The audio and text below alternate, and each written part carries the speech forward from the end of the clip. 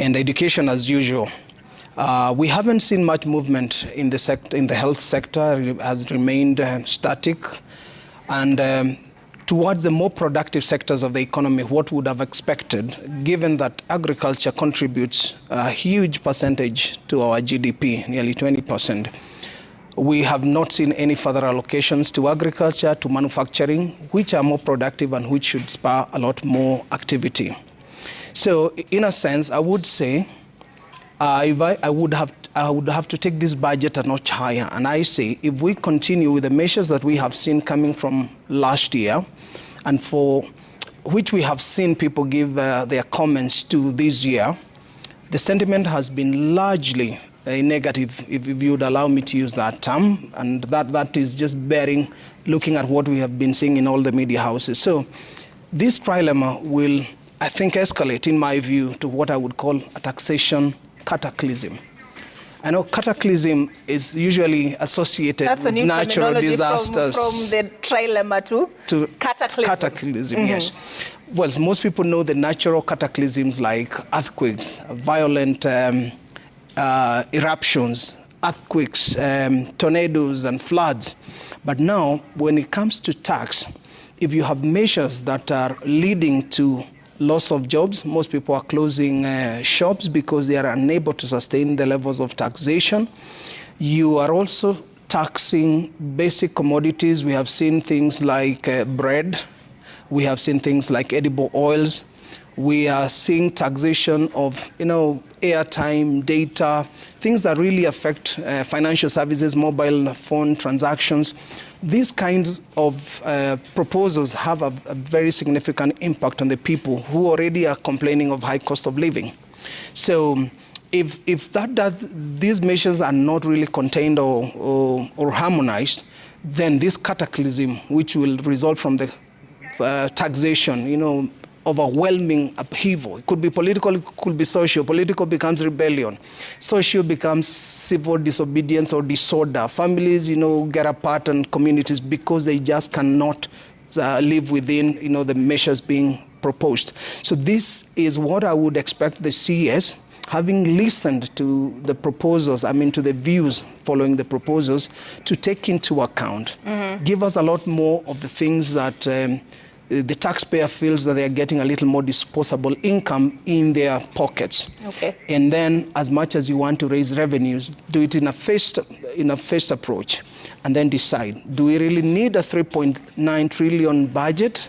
It's always a perennial question, when we can only raise revenues of about 2.9 at best, assuming the Revenue Authority meets its targets. So that's the question, that big gap. We start our budget already forecasting or budgeting for a deficit of 500 billion shillings. If the Revenue Authority doesn't meet the target of 2.9 next year, the budget can only widen. That will mean we'll only borrow more. We have budgeted to borrow 257 billion domestically and 258 externally. So that can only mean we say we don't want to borrow more. But the reality then will be we'll still have to borrow. We need to learn how to live within our means. So you're saying this is an expenditure problem. We've just been joined by FCPA Georgina Malombe, Council Member, ISPAC, Institute of Certified Public Accountants of Kenya. But just interesting observation there, how slow that vehicle is moving, that people can walk alongside it at a stately pace, let me put it that way. This is one budget statement that is highly guarded, I am told, that the security within the CBD, especially around Parliament, is a very, very tight. They're literally moving at a crawl or a snail's pace as they take that budget to Parliament. As I'm sure you're aware, you've walked probably at one point or the other that distance between Treasury and Parliament. And, there will be debate on this. Georgina, this budget that will be presented by the Cabinet Secretary today, and we've been talking about gaps between what will be raised and what the targets are, gaps between what Kenyans are demanding and where the government is, gaps between where our debt should be and where it is currently, the debt burden. But just your thoughts on what are some of the highlights, what stood out for you where this budget is concerned?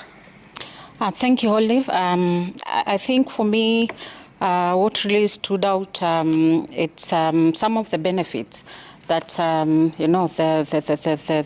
the bill brought about, especially on the citizens who are in employment. We saw a proposal to enhance tax-free pension contribution from 20,000 to 30,000, and that indeed brings about some little space in terms of disposable income. We saw exemptions of pensions from tax. I think that is good, because I think in the same spirit, whatever we contribute to pensions is part of the income that you've earned over the years, and I think for me that is a welcome move.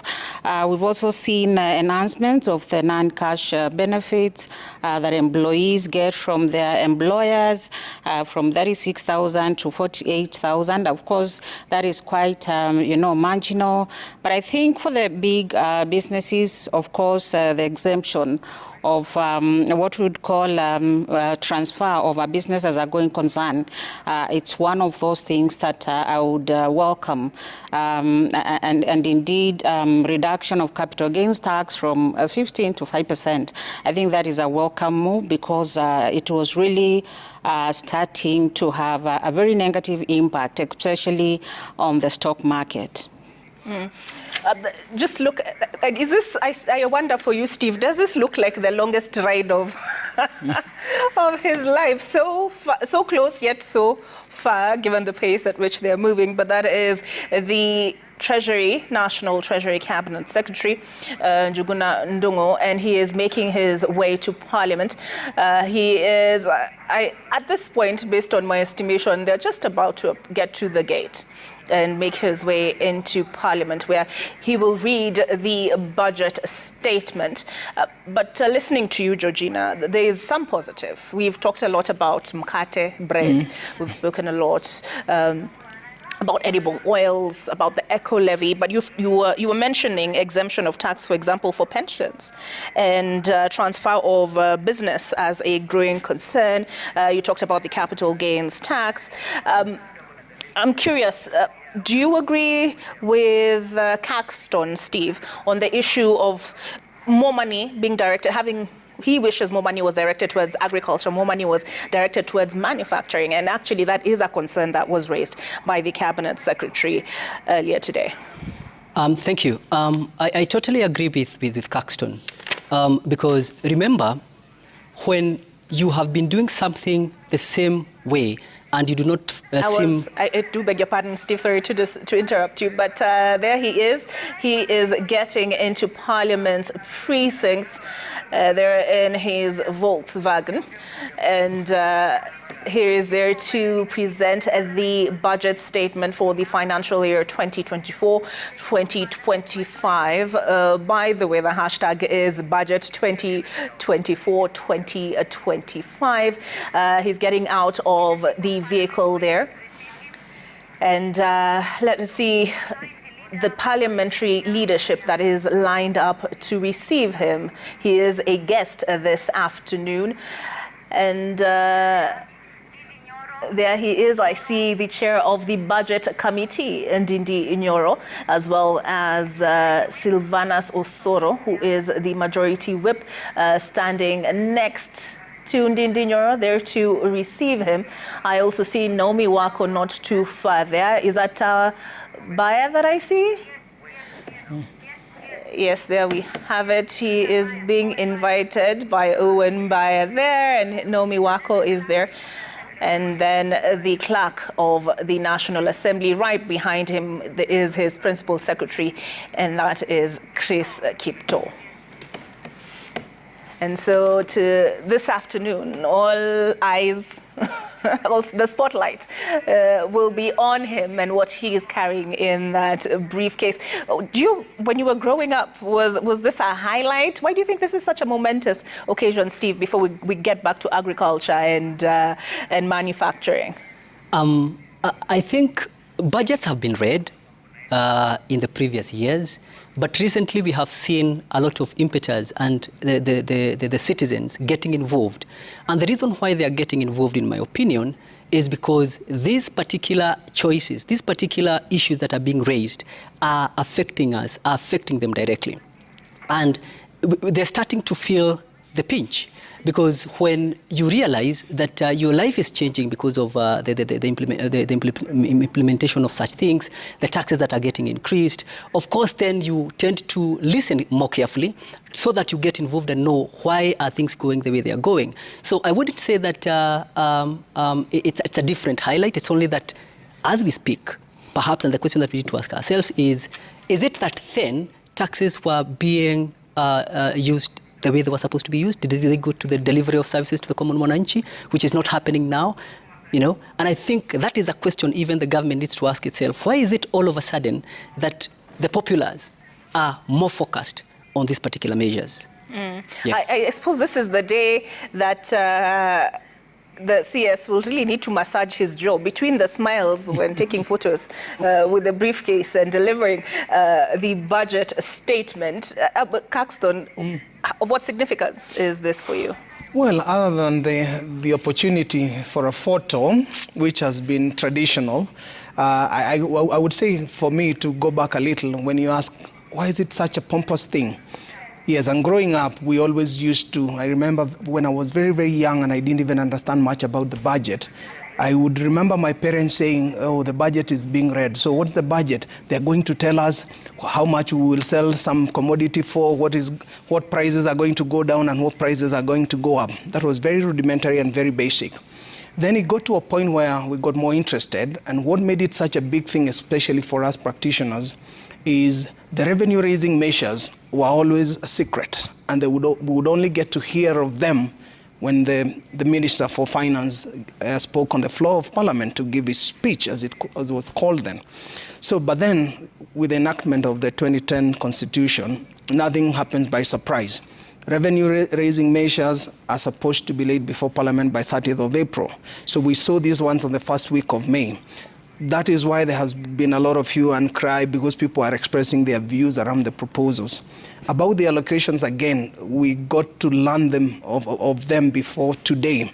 So here, I'm also looking to see what the CS will be telling us, maybe give a bit of a scorecard of what they have done between last year and now, and what they expect the revenues that they will raise, the impact they will have on the economy, and explain the rationale behind the focus areas.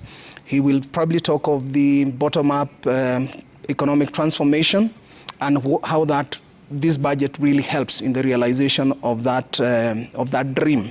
So that's what I can say makes this day special. We want to at least hear from his perspective what his views are, because we have had a lot of views from Kenyans. And they are saying, yes, the things that FCPA Georgina here has mentioned, I tick all of them. And I would even add one more on people who are in the multinational space, and they have a chance, if the proposal goes through, to have APAs, which bring a lot of certainty for a period of 5 years, so you know what your taxes will be. And yes, that's a positive thing. On the other hand is, when he comes and says, this is how we want to spend your money, we want to see whether there'll be real value in those areas that he wants to say that the government wants to prioritize. Tough job, but this is what he signed up for. So we would like to hear what he tells us about his other priorities. I'm curious, Georgina, for you, is this as big a moment for the CS as it is for the budget chair, Ndindi Nyoro? I think the CS has a tough job to do because beyond the budget committees and all that, it is the CS who has to deliver all that, what has been packaged as one. And I think why I'm saying the CS would be, carrying the weight is because out of this budget, there would be certain reactions from the citizens, from the business community, from the employed, citizens. So he carries the burden, first of all, balancing that smile, number two, balancing the pain, and of course... And I see there, sorry, Georgina, I see there the Majority Leader National Assembly, Kimani Ichung'wah, also stepping up to take a picture with the CS and the famous briefcase. Sorry to disrupt you. It's fine. You can go ahead. Yeah, and therefore we'll also be seeing the reactions of investors, and that will absolutely start affecting, the economy, and is forecasted revenues also could be hit by that. So I see from where Ndidi Nyoro stands that he has already handed over, and therefore the CS has to pick it from there and see how to communicate the budget that we are really waiting for. All right, so there we go. They're just about finished with the pictures that they're taking.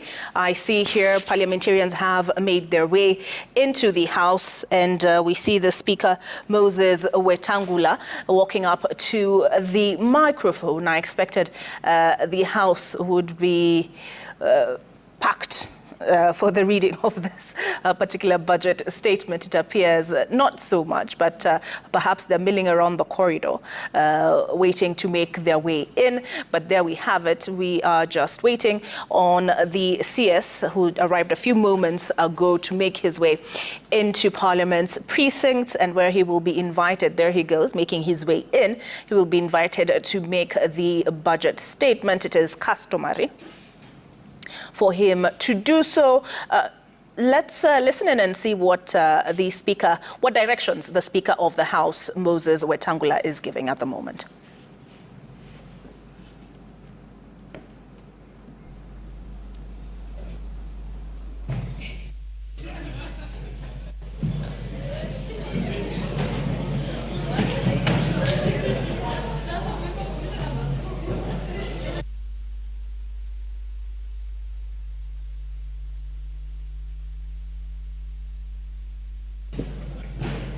Do we have quorum? Eh?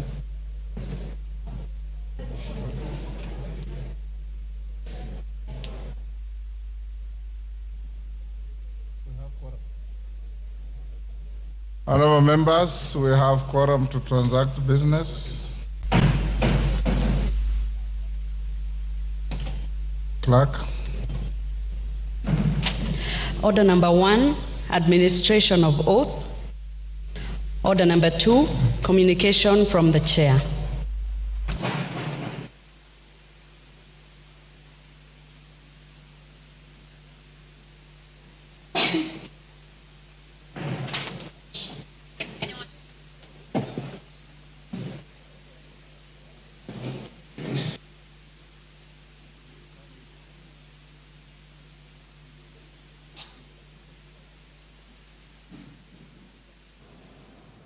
I have the program in my hands, and the National Assembly was to commence at 30 minutes past 2. It's just 5 minutes past now.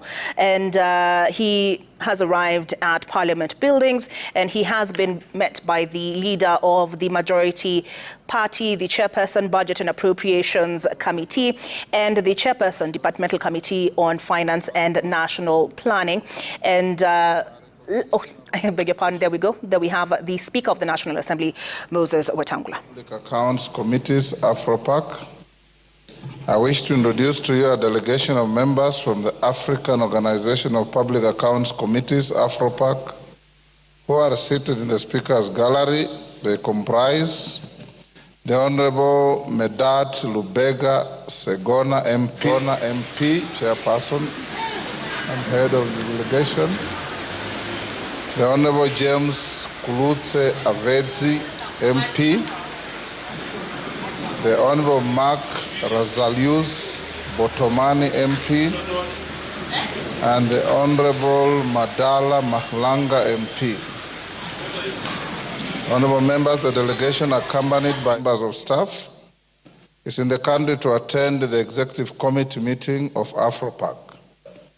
For your information, Kenya hosts the Secretariat of AfroPac, and our own Chairperson of Public Accounts Committee, the Honorable John Mbadi, EGHMP, is the Deputy Secretary General of the organization. On my own behalf and that of the National Assembly, I welcome them to the Parliament and wish them a fruitful engagement during their stay. Members, take the nearest seats.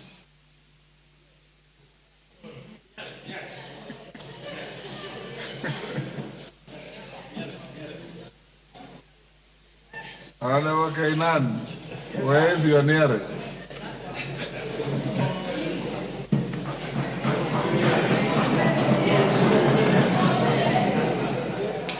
Okay. You can see the strugglers or those who are waiting to receive him running into the chambers there and taking their seats. But I'm curious, Steve, what in particular are you going to be paying keen attention to in this budget statement? Thank you again. When you look at the appropriations and how the monies and the budget is being allocated to different sectors, and I'm picking from what Caxton was talking about. Now, in terms of the areas or the sectors that are able to give or to spur this particular economy, which is majorly the agricultural sector and also the manufacturing sector, what we see is a paradigm shift, if I may put it that way, where not so much is being given to that particular sector. Now, as I was saying earlier, if you have been doing something the same way and you have not been getting results, which by that I mean the fact that we have been trying to raise revenues using taxes and overtaxing, Kenyans in a particular economy, the question is, where can we look further? And we have had different experts and even the CS himself saying, where else can we go? Where else can we get the money to finance this particular budget? But if the one that we know of is not working, then I think we need to look elsewhere. And I think the best thing that we should do is try to spur the economy, try to spur the sectors that we know can yield us something more. And how do you do that? You do not do that by alleviating or giving less funding to those particular sectors. If I give an example, if you look at what the finance bill is proposing, especially from the tourism sector, if you look from a VAT perspective and exemption and facilitation, you'll find that it is removing exemption. That most of the inputs that go to a tourism sector, the exemptions are being removed, and we are saying that now such kind of services will be taxable. So the question is, what are we saying? What are we telling the proponents of that particular sector, which we know that it's a sector that Kenya highly relies for its revenues? When you come to the manufacturing sector again, we have seen the proposal being on, the recycling of plastics. Now, inputs that go into that are also getting removed from the VAT exemption. Now, we are doing that, and on the flip side, we are increasing or introducing eco-levy on those items of plastic. So what are we doing to that sector? We are literally killing that particular sector. And it is the sector that we can spur to help build up this big cake that we are also trying to build up and then be able to get revenues out of it. Yeah. All right. So this is what we can expect from in his budget speech. He will highlight the economic performance. The pronouncement provides an overview of the country's economic performance over the last year, including the economic growth rate, inflation, among other key economic indicators. A big part of this conversation has been around, can you tell us what you did with the revenue that was raised, the additional revenue that was raised in the last financial year? He will give fiscal policy direction. The speech outlines the government's fiscal policy priorities and strategic plans for the coming fiscal year. This includes major projects, sectoral allocations, and development initiatives. Caxton, there has been the question of how much in this budget actually goes towards development. Revenue measures. Critical to the budget speech are the revenue-raising measures which deal with how the government plans to finance its expenditure, and this includes overall taxation policies, adjustments to existing taxes, introduction of new taxes, among other revenue-enhancing strategies. And basically, essentially, what people will be paying keen attention to this afternoon are the expenditure plans. And the Cabinet Secretary outlines how the government intends to allocate its resources across different sectors, such as education, which you talked about earlier, Caxton, health, infrastructure, and security, among other sectors. And Georgina, I did ask this other gentleman what this budget reveals about this administration's priorities, because this is their second budget, essentially. When they came in 2022, that was Uhuru Kenyatta's budget. This is their second budget. What did it say to you as far as their priorities are concerned? I think, allow me just to start from a policy perspective. And why I'm getting to the policy perspective, I think early in the year we had anticipated that this budget would be taking into cognizance the tax policy that even was passed by Parliament, and this would give anybody within and without the country certain anticipations, planning in terms of taxes. But without reference to the tax policy, I think those projections, tax planning has also become something that we are not able to anticipate, because it was very important even for strategic decisions for businesses. But I think for me, this government, the budget brings out certain aspects of the government that are not predictable. We've seen, and we're seeing incremental spending rather than, cost management that will bring costs down while preserving the revenue that we have. We are seeing a lot of divergent views, even from the public participation, because over 83% from the InfoTrack report that came, 83% of Kenyans are not supporting this. So for me, I'm seeing this government needs to listen, and when you look at what has been projected, it needs to look at the touch points. What are those touch points that when they touch the ordinary citizen? When they touch people in the manufacturing sector. When they touch, from the ordinary mwananchi to the very high-end citizens. All right. Just looking at part of what happens after this speech is Parliament will interrogate the highlights. And I just want to pull that up. But so following the submission, beg your pardon, here we go. Following the submission of the budget estimates and other documents to the National Assembly, the same are publicized by the Cabinet Secretary. Upon approval of the budget estimates by the National Assembly, the Cabinet Secretary prepares and submits an appropriation bill based on the approved estimates to the National Assembly. The National Assembly ought to approve the estimates in time for the appropriation bill and other bills relevant to the implementation of the budget to be assented to by 30th of June. And but do you expect that that there would be great divergence between what the Cabinet Secretary submits and what ultimately is assented to by the President, Caxton?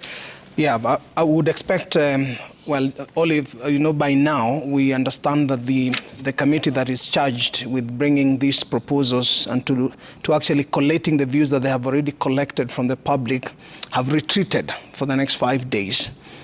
The expectation is that they are going to synthesize all the views that have been given by multiplicity of sectors, citizens, and everyone that has had occasion to present or to make submissions.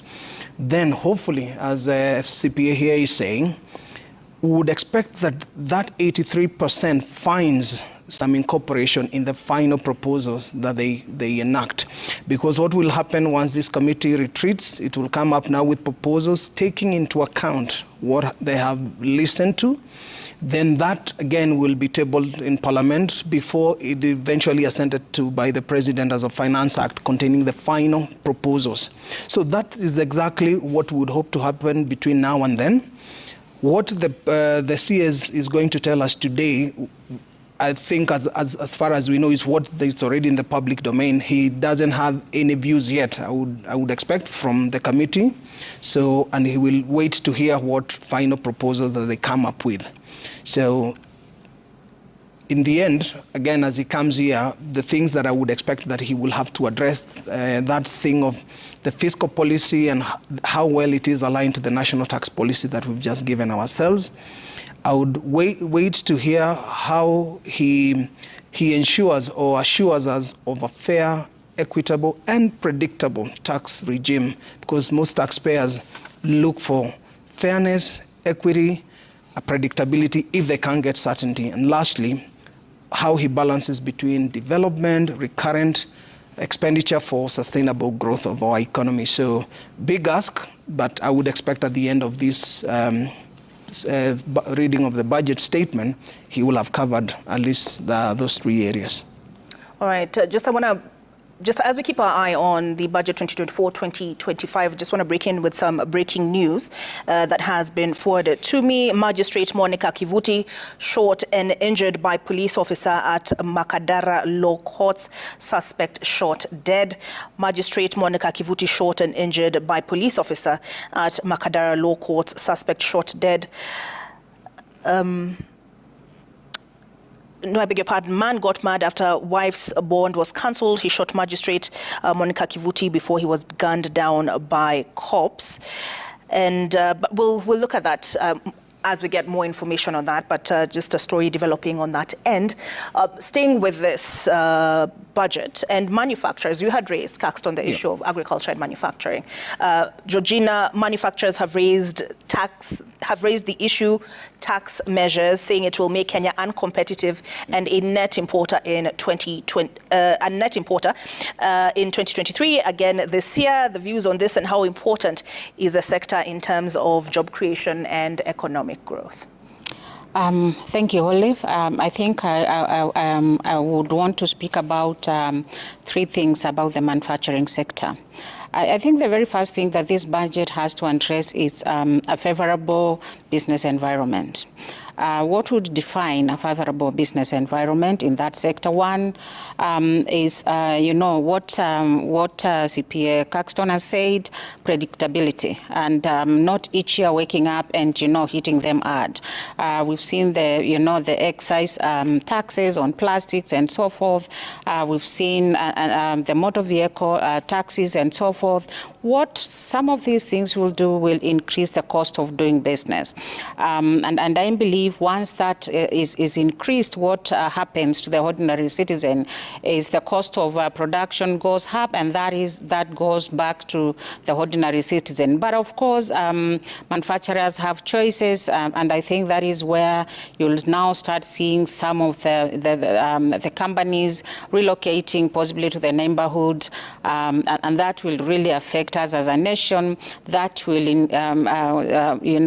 lead to job losses, and therefore, even the things that I think CPA Caxton was talking about, increase in terms of crime, depression issues, those are health issues, and we need also to appreciate that unless we support the manufacturing sector, then we would not be seeing, balance of payments, will not be seeing more, dollars coming in. We'll always be, spending out there, and that will affect even our reserves. So we need also to listen to them. We also need to give them an enabling business environment, which is also predictable.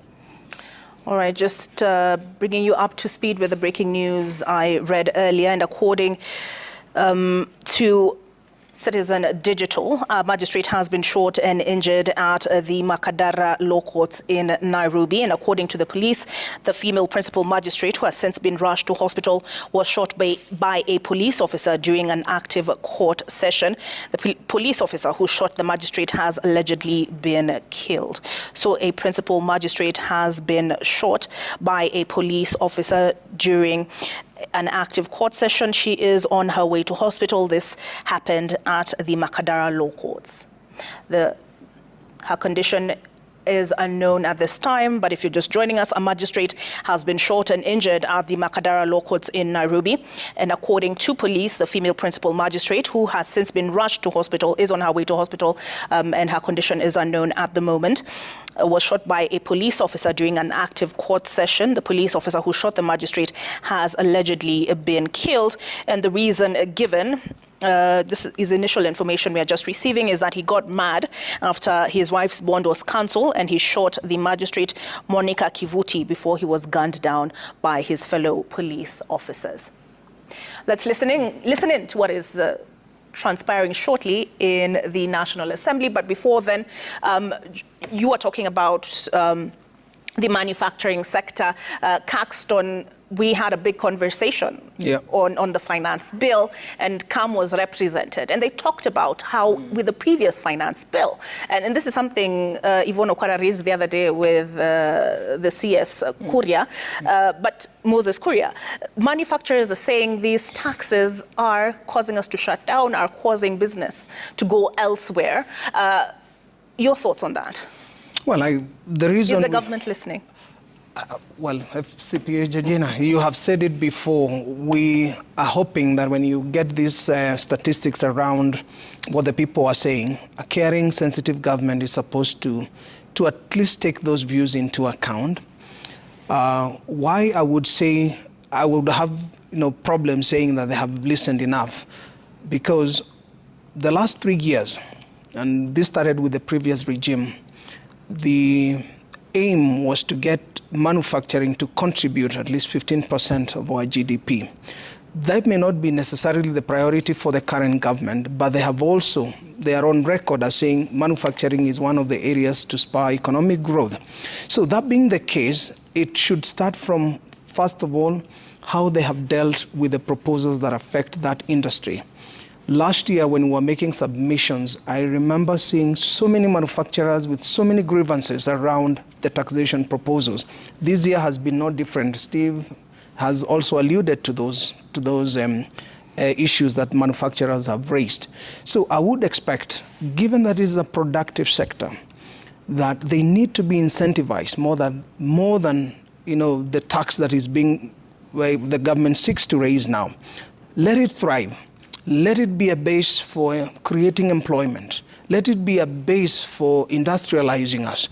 Then we can reap the full benefits of that healthy manufacturing sector. And the revenues will be a matter of course.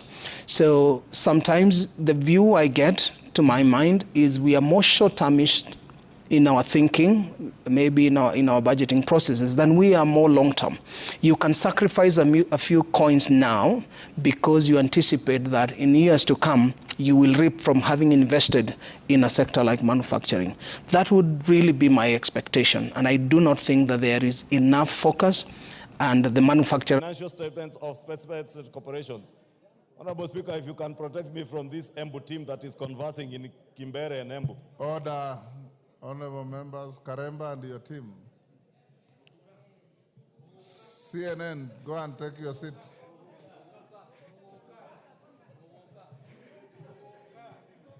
Honorable Speaker, the only word I could understand was Mogoka. In the conversation they are conversing. 3, reports of the Auditor General on the financial statements of specified state corporations.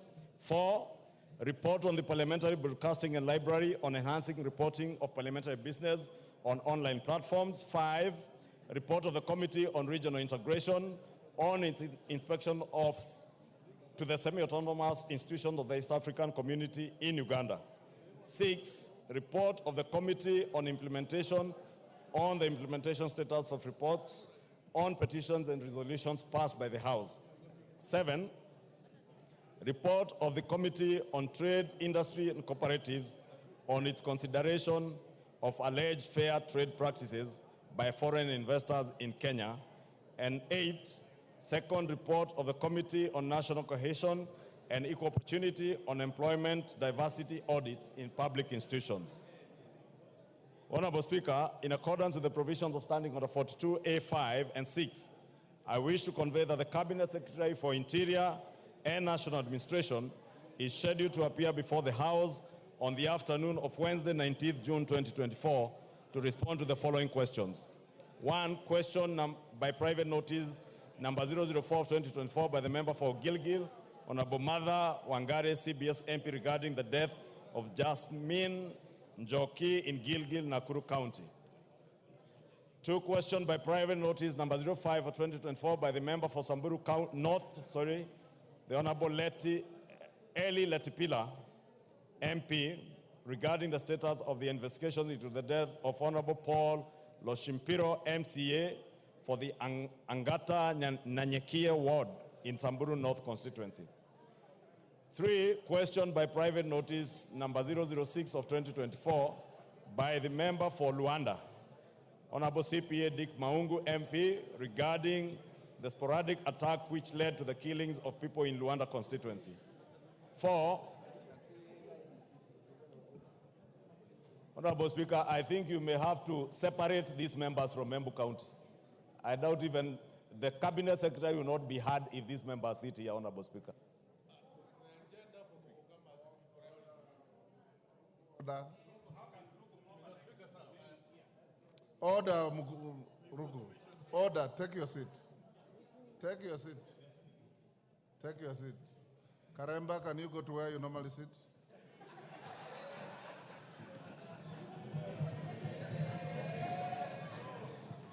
Go retreat to where you normally sit. In actual fact, Honorable Speaker, these 3 seats are reserved for members of the Parliamentary Service Commission and the Deputy Speaker. Retreat. And the commissioners have been displaced. Wind up. Wind up.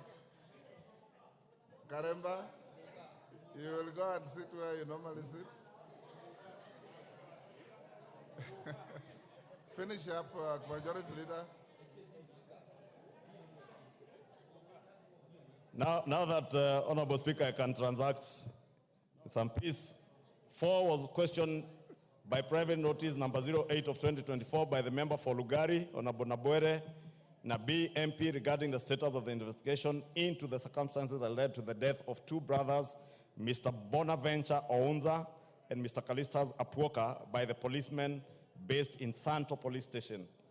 5 is question number 11 of 2024 by the member for Moyale, Honorable Professor Jaldesa Guyo MP, regarding the status of the investigation into the circumstances surrounding the shooting of Ms. Kabale Galgalo Guyo around Kangemi Mosque compound. 6, questioned by private notice by number 012 of 2024 by the member for Lamu, Honorable Monica Mudhoni MP, regarding the recurring conflict between herders and farmers in Ungu village of Hindi Ward, Witu and Mkunumbi wards in Lamu County. 7, question number 271 of 2023 by the member for Laisamis, Honorable Joseph Lekuton MP, regarding birth and death registration offices in Laisamis and Loyangalani sub-counties. 8, question number 02 of 2024 by the member for Matungu, Honorable Oscar Peter Navulindo MP, regarding the surge in cases of livestock theft in the Western region and in particular Matungu constituency. 9, question number 03 of 2024 by member for Kinango, Honorable Gonzi Rai MP, regarding the deployment of the contingent of GSU officers to Kazamoyo village in Kwale County.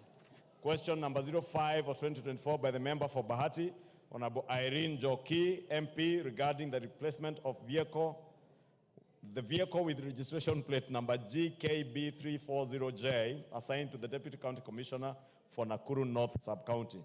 Question number 37 of 2024 by the member for Isiolo South, Honorable Tubi Bidu MP, regarding the issuance of identification cards to residents of northeastern and bordering regions. Sorry, Honorable Speaker. 11 is question number 45 of 2024 by the member for Fafi, Honorable Yakub Farah MP, regarding actions taken by the government to enhance security in Fafi constituency. 13, question number 48 of 2024 by the member for Emuhaya, Honorable Omboko Milemba MP, regarding the intimidation and unfair labor practices against non-local teachers in Mandera County and the broader northeastern region. 14 is question number 050 of 2024 by the member for Kilome, Honorable Thadia Zambia MP, regarding the gazettement of Nzai sub-location in Makueni constituency. 15 is question number 123 of 2024 by the member for Yata, Honorable Robert Basil MP, regarding the omission of Yata sub-county administrative units from Gazette Notice number 1766. Lastly is question number 124 of 2024 by the member for Kiambu, Honorable Mashua Waithaka MP, regarding delay in issuance of national identification cards within Kiambu constituency. In conclusion, Honorable Speaker, the House Business Committee shall reconvene again on Tuesday, 18th June 2024, to schedule business for the rest of that week. I now wish to lay this statement on the table of the House. Thank you, Honorable Speaker. Honorable Rahab Mukami, you have a statement which I will defer to Tuesday. Hold your horses to Tuesday. I've said I've deferred to Tuesday, so I'll give you an opportunity on Tuesday. Yes, Wangari, what's the point of order? Thank you, Mr. Speaker. It's not usual to comment after the usual statement by the Leader of Majority, but indulge me, Chair, Honorable Speaker, on the issue of private notice questions. They are supposed to have been answered within a week. Some of these issues, like the case of the girl who was killed in Gilgil, it was last year, September 12th, Mr. Speaker. You ask a question on private notice, months later, it is not responded to. what are we going to do as a house to deal with that issue of private member notice questions? Because they are taking too long, we are not getting justice and getting answers at the right time. I think it's an issue that has concerned many members, Mr. Speaker, that maybe you should give guidance to the House. I'll give you guidance next week. Honorable members, order, Honorable Ruku, order, Honorable Ruku, I have received 2 statements. One from the women rep from Lamu, denouncing and renouncing Muguka. Another one from you, praising Muguka as a valuable resource mobilizer and crop from your region. Right? The 2 statements are with me. I'll give you time next week if you want to bring them to the House so that you can present them. But if you want to use a statement you have given to the Speaker to pick it on the floor of the House, I will not allow you. I will not allow you. So I can see the distinguished members from Embu County and lawfully occupying seats that don't belong to you.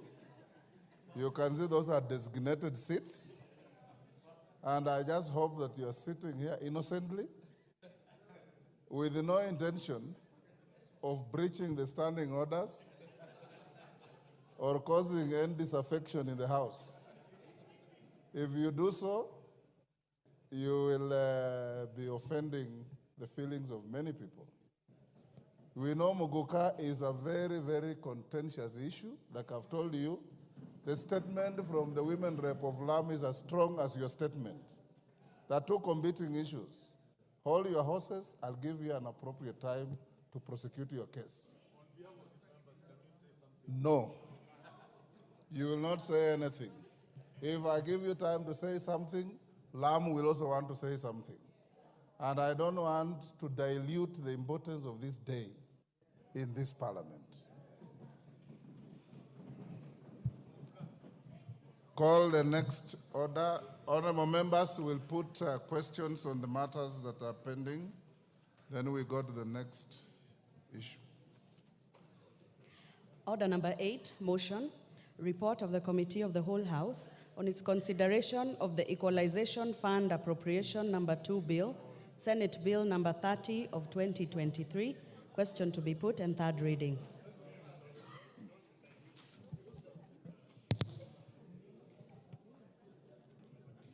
Order, honorable members, at order number 8, I now put the question, which is that this House do agree with the report of the Committee of the Whole House on its consideration of the Equalization Fund Appropriation number 2 Bill, Senate Bill number 30 of 2023. As members of that opinion say aye. Will those of the contrary opinion say nay? The ayes have it. The move of the bill. Honorable Ndindi. Thank you very much, Honorable Speaker. Honorable Speaker, sir, I beg to move that the Equalization Fund Appropriation number 2 Bill, that is Senate Bill number 30 of 2023, be now read at that time. And before I call the second Honorable Speaker, I want to thank all members who ably debated this matter and for the House for passing Kenya shillings, 7.4 billion Kenya shillings that will be going into the Equalization Fund. Honorable Speaker, it is also important for members to know that we have also budgeted for the arrears in the previous years that were never disbursed, especially because of the standoff in terms of regulations. And therefore, we'll be passing over Kenya shillings 7.4 billion to the counties and to the areas that should be boosted. But also, Honorable Speaker, we have also included part of the areas of the Equalization Fund because we want Kenya to develop together, because when every part of Kenya develops, Kenya ultimately develops. And Honorable Speaker, these are monies that will be going into infrastructure like roads, like water, and other facilities, Honorable Speaker, like in the education sector, because we want these areas that have been marginalized for too long, Honorable Speaker, for them also to catch up so that Kenya develops together. And I want to thank all members, Honorable Speaker, because we have consistently been appropriating monies into the equalization fund, and will continue to do so, Honorable Speaker, as it is provided in the Constitution. Thank you. Honorable Speaker, I now request the member for Dadaab, the Honorable Farah Marim, to second. What is out of order?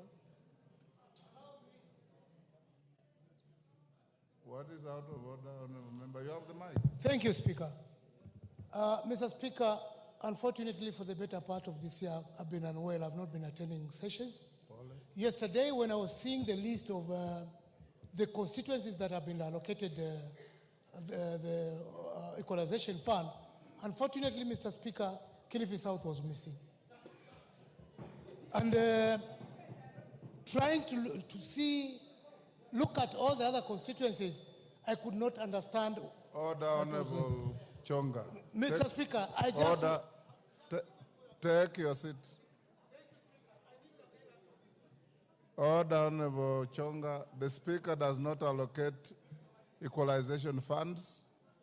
I'm sure you know where to find the answers. Farah Malim, second. Honorable Speaker, while seconding this motion, it's important, Mr. Speaker, we were in this parliament together in the 10th parliament when, under the new constitutional dispensation, something called the Equalization Fund was created. And the idea was that the traditional, historically marginalized areas can be brought up to speed with the rest of the country. More so in light of what we had before, which was called the Sessional Paper number 10 of 1965, which essentially cut off the so-called buffer zones of the North and the former NFD from development. Mr. Speaker, we had 14... Order. Honorable I just want to second that, but I'm seconding. You are making an important point at the wrong forum. Yes. I just want to make an observation. I've already seconded it. But Those are matters that in line with exactly, in line with what the chair, the chair has done. The chair has elaborated essentially on why he thinks this should be passed. I am also elaborating on that, but putting a rider in that this now has been watered down to 34 counties. So I support it. And I'm happy that the chair of the committee has done a lot of efforts to make sure this money is disbursed.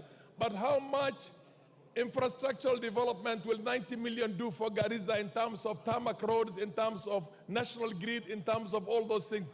Equalization, the word equalization means bring them up to speed. But having said that, I know that we have a minority here, but I second it. Thank you very much. Thank you. Order. I now propose the question. But Honorable Chonga, the allocation of equalization fund is done by the CRA. Then, order, Honorable Farah. We are the ones who drafted the Constitution 2010. The areas that were identified were subsequently expanded by CRA and approved by Parliament. I now propose the question, which is that the Equalization Fund Appropriation Number 2 Bill, Senate Bill Number 30 of 2023, be now read a third time. And I put the question. I now put the question, and I confirm that we have the requisite quorum, which is that the Equalization Fund Appropriation Number 2 Bill, Senate Bill Number 30 of 2023, be now read a third time. As many as of that opinion say aye. Aye. Will those of the contrary opinion say nay? The ayes have it. A bill for an act of parliament to authorize the issue of sum of money out of the consolidated fund and its application towards the service for the year ending 30th June 2024 to appropriate the sum for certain public basic services and for connected purposes. Order number 9, motion, report on the consideration of the consolidated fund services expenditures for the supplementary estimates 2 for the financial year 2023-2024 and the budget estimates for the financial year 2024-2025. Question to be put. Order, honorable members. Order. Chief Whip, take your seat.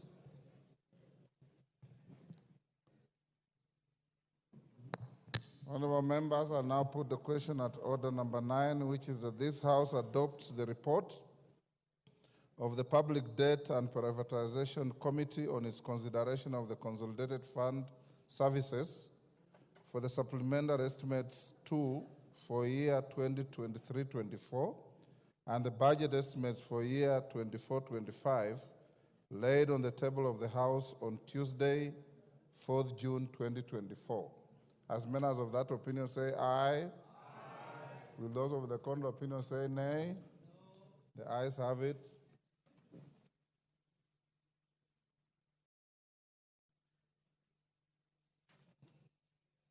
Honorable members,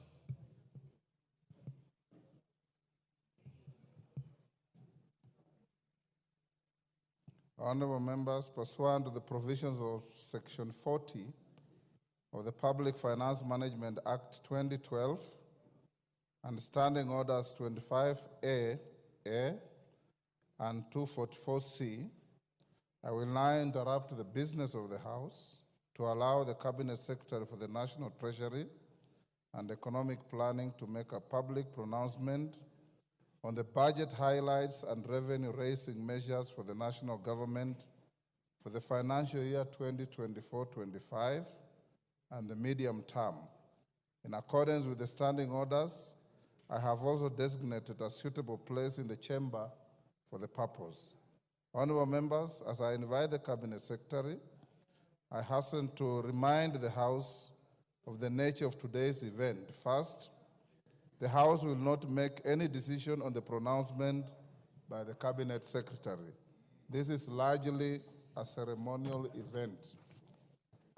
Members may wish to note that the House is still in the supply period, which commences with the consideration of the budget estimates and concludes with the enactment of an appropriation act. At present, the House has only considered and approved the budget estimates for the financial year 2024-25. As you are aware, the Appropriation Bill 2024 and the Finance Bill 2024, that is, the ways and means proposed to support the appropriations made by the House, will be considered at a later stage. Secondly, Order Kagombe. There was a lot of peace in the House yesterday.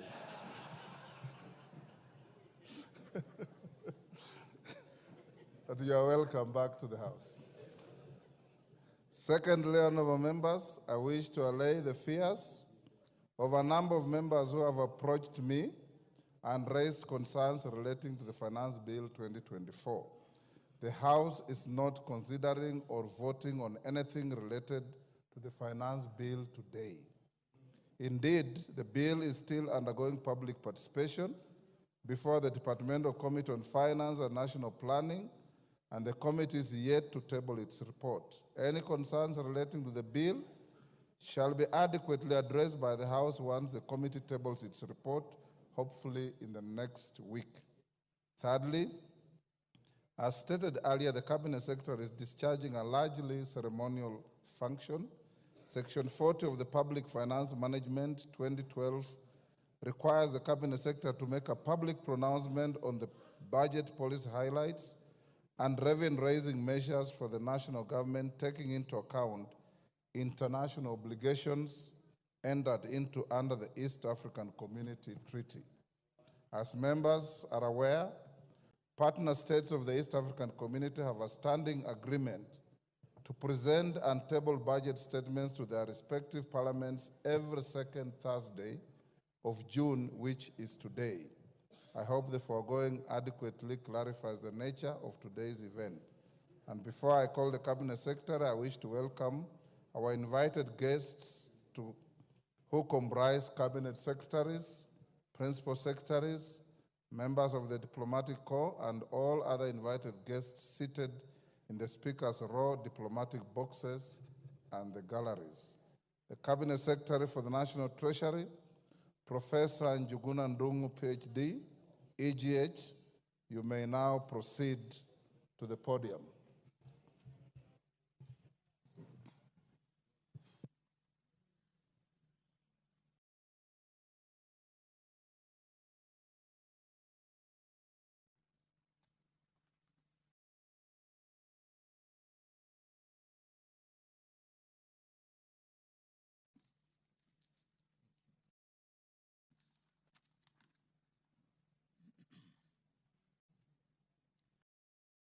Speaker, it is my honor and privilege to present to honorable members of this august House and the people of Kenya the second budget of the Kenya Kwanza administration under the leadership of His Excellency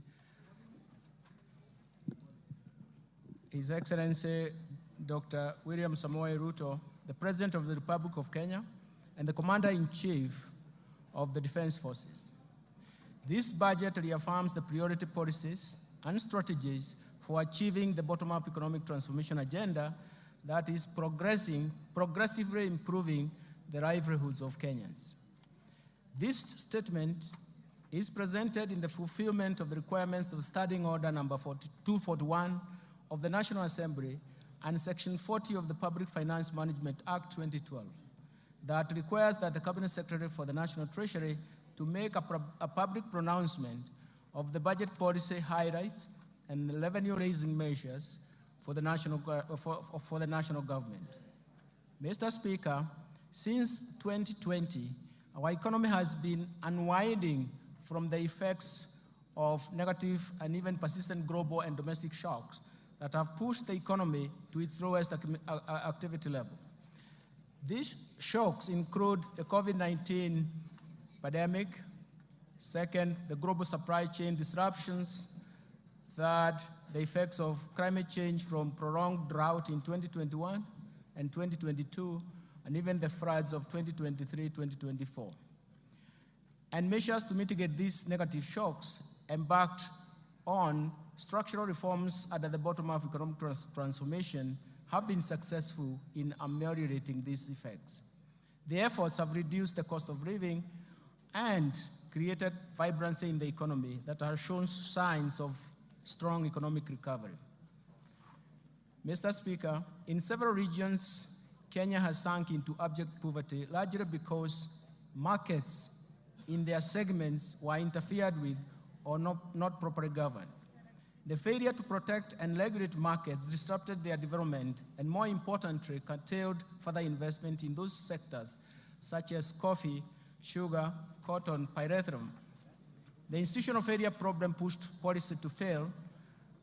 In this context, the bottom-up economic transformation agenda interventions at the bottom of the pyramid are targeted to ensure that the markets are properly governed to work for everybody, and especially the poor. Mr. Speaker, for Kenya to transition from the middle-income status of the economy to an upper middle-income status as envisioned in the Kenya Vision 2030, two driving factors are important. That is, we must develop our human capital capability, and we have to increase production and productivity. Mr. Speaker, the Kenyan economy is susceptible to the ravaging impact of climate change, as demonstrated in the 2021-22 severest drought, which was more severe, which we haven't seen in the last 40 years, and the events of floods that have led to massive loss of property and life. The most important thing is that these shocks have shifted budgetary resources from economic activity to saving lives and rebuilding damaged infrastructure. And this calls for urgent and decisive interventions, especially to our supply side, which I will later address in this statement. Mr. Speaker, our fiscal policy is geared towards supporting bottom-up economic transformation agenda through continued implementation of a fiscal consolidation plan designed towards slowing down the growth of public debt without compromising economic growth. The fiscal consolidation efforts will continue to target domestic revenue mobilization and rationalization of spending through improved public financial management while reallocating resources in priority areas. Mr. Speaker, in this year's budget process,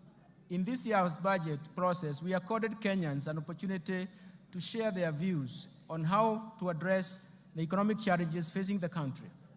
Kenyans responded to our call and requested the government to address, through this budget, first, the devastating effects of the ongoing floods, second, taxation concerns and cost of living, third, the level of unemployment, fourth, protection of the poor and the vulnerable, fifth, reduction of wastage in public expenditures at the national and county governments level.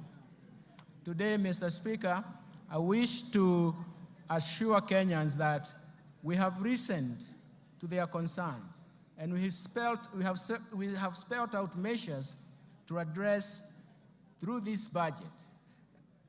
In this regard, the budget highlights and even the government's plan to strengthen the resilience of our economy to navigate the global turbulence, accelerate economic transformation, and decisively address the overarching developmental challenges in line with better bottom-up economic transformation agenda.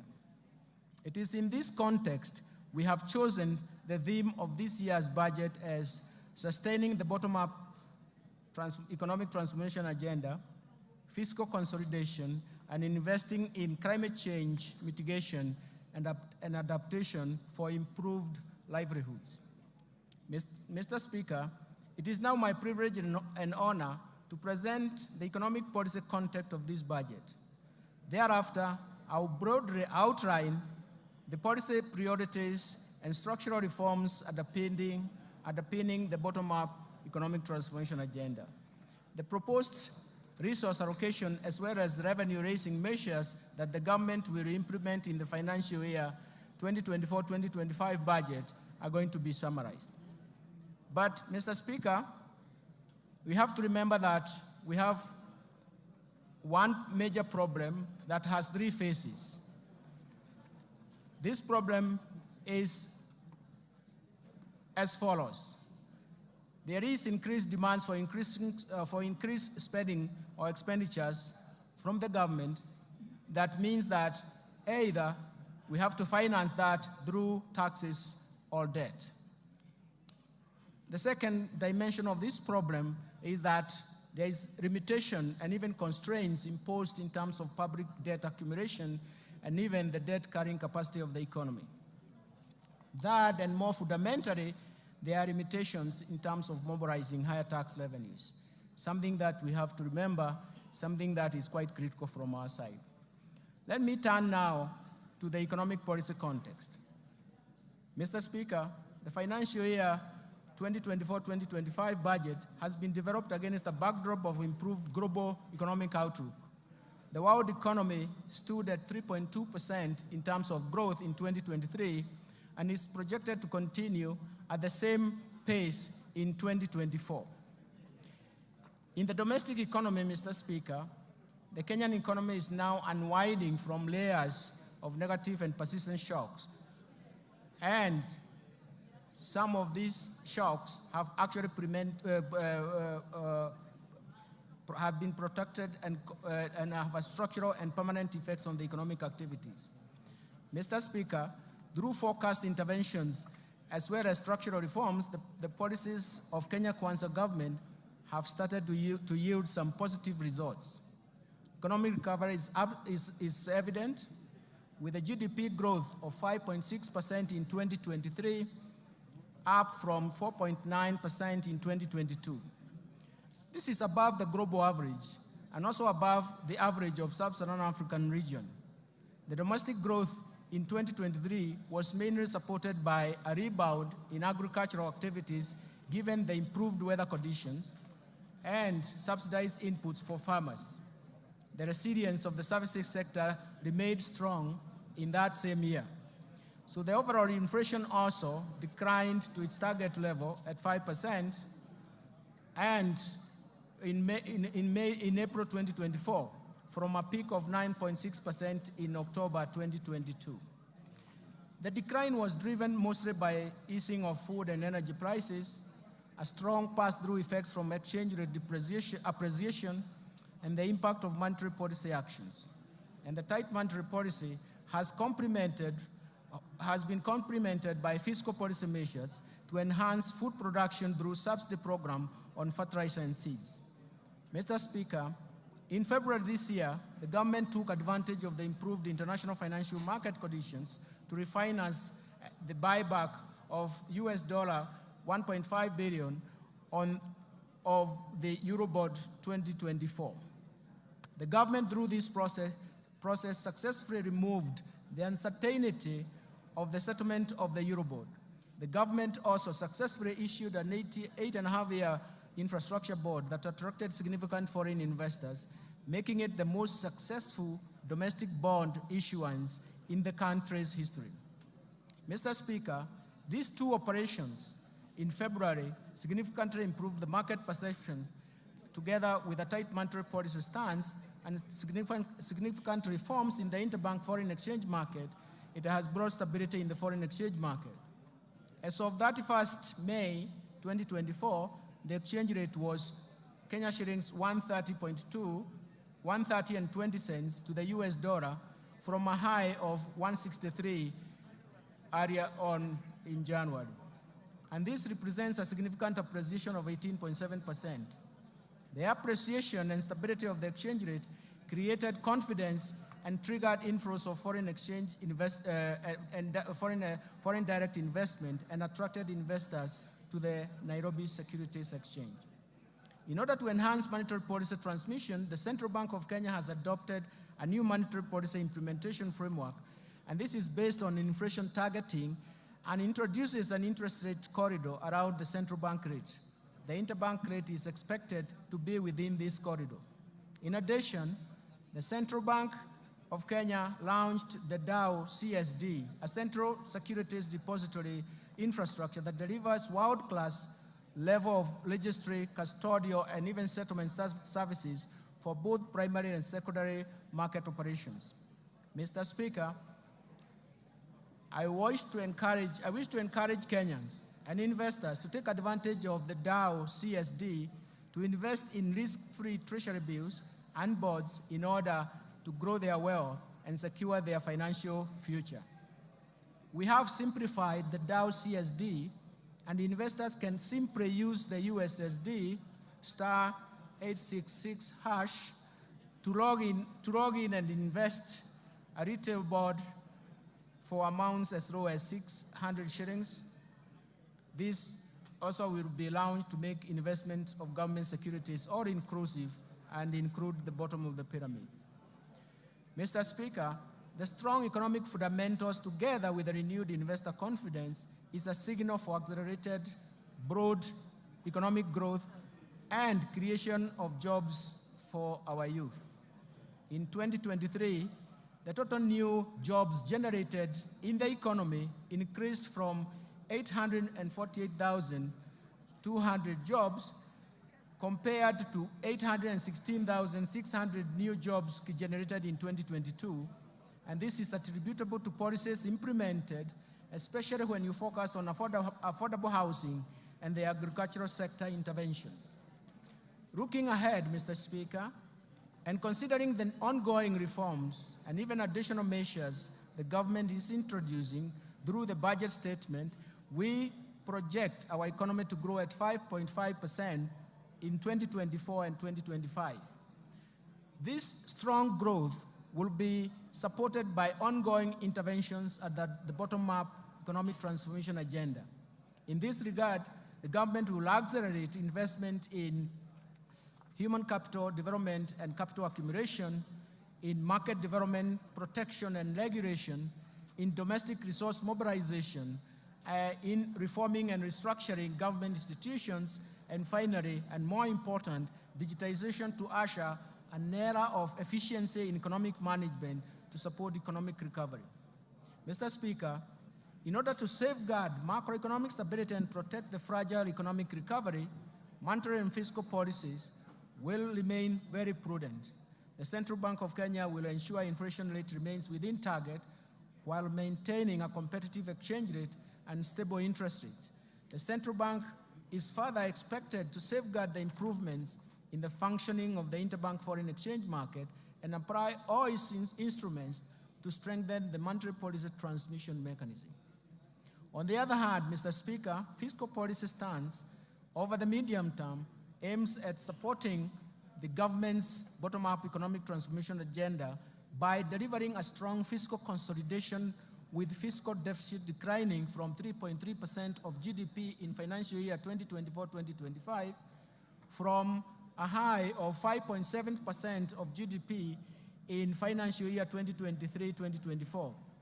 This will improve the primary surplus to 2.3% of GDP in the financial year 2023-2025 from a primary deficit of 0.4% in the previous year. I will later in this statement elaborate on policy measures to deliver the strong fiscal consolidation.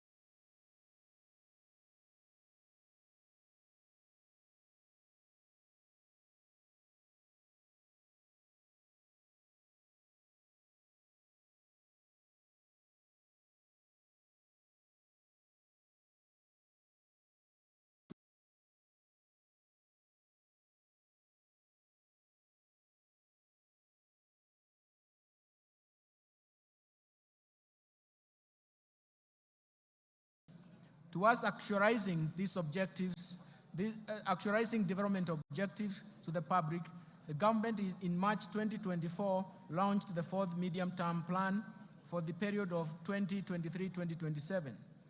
The MTP4, as we call it, translates the better aspirations into concrete priority interventions to be implemented by both levels of government. These are premised on the value chain approach with sectors which will target sectors with the highest impact to drive the economy and sustain economic recovery. The key priority interventions focus on the following value chains. First, leather and leather products, textile and apparel, dairy, the tea industry, rice sector, edible oils, the brew economy, and natural resources, including mineral and forest, and finally the construction and building materials. The value chain approach ensures rational resource allocation by eliminating wastage of resources occasioned by duplication, overlap, fragmentation, and ineffective coordination in the implementation of the program and projects, while promoting a whole of government approach to service delivery. To create employment, special focus has been given to investment in special economic zones and county aggregation and industrial parks, diversification of export markets, and market access of goods and services from micro, small, and medium enterprises. Mr. Speaker, the government will also undertake the following targeted strategic interventions to support economic transformation. First, the government will continue to maintain